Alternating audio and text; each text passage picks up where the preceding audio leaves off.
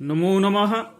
अहमस्मि डॉक्टर रामकुमार झा, अंशकालिक सहायक प्राचार्य ज्योतिषम, पूर्णिमा राम प्रताप संस्कृत महाविद्यालय बैगनी दरभंगा।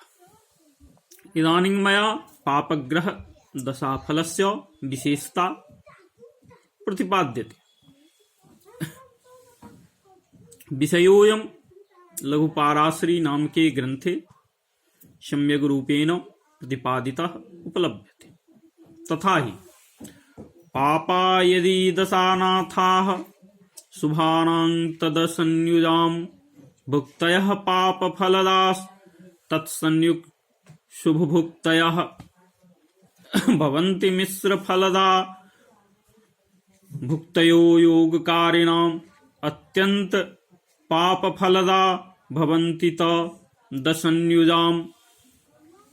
अर्थात दशानाथाः दशेश्वराः यदि पापा अशुभग्रहाः स्युस् तदा तो दशन्युजाम् दशाधिप संबंधरहितानां शुभानां शुभग्रहाणां भुक्तयः अंतर्दशाः पापफलदाः अनिष्टफलप्रदाः भवन्ति।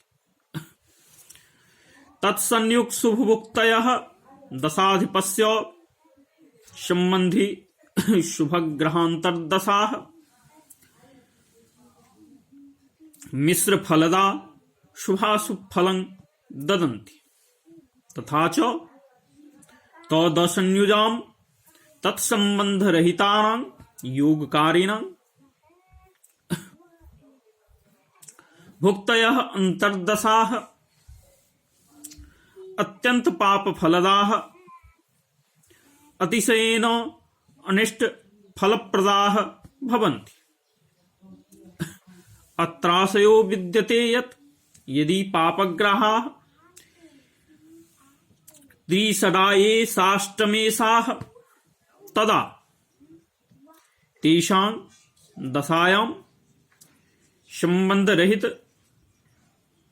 शुभग्रहाणाम् अंतर्दशाः अतिशयेन अनिष्ट फलप्रदा भवन्ति।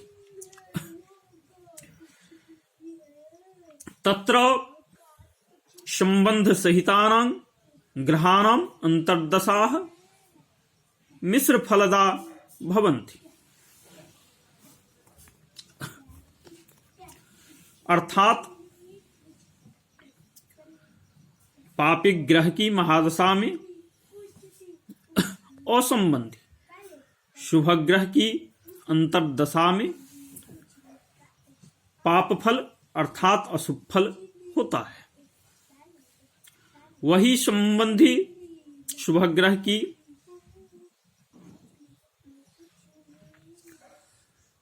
अंतर्दशा में शुभ पाप मिश्रित फल प्राप्त होता है। पापग्रह की महादशा में जब भी उससे संबंध रहित शुभ ग्रह अपनी अंतर्दशा में अशुभ फल करता है, ऐसे में संबंध युक्त रहने पर भी मिश्र फल ही करता है। अर्थात कभी शुभ और कभी अशुभ फल करते हैं।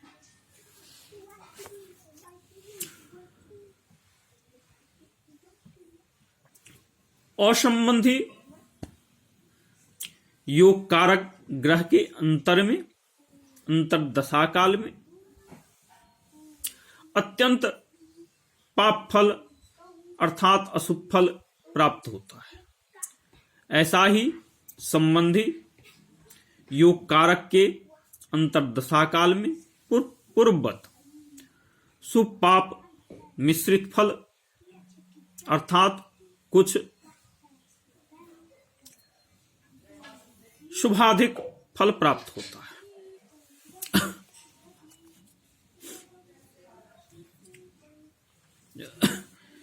यहां पर इस श्लोक में स्पष्ट किया गया है कि पापग्रह की महादशा में संबंधी शुभ ग्रहों की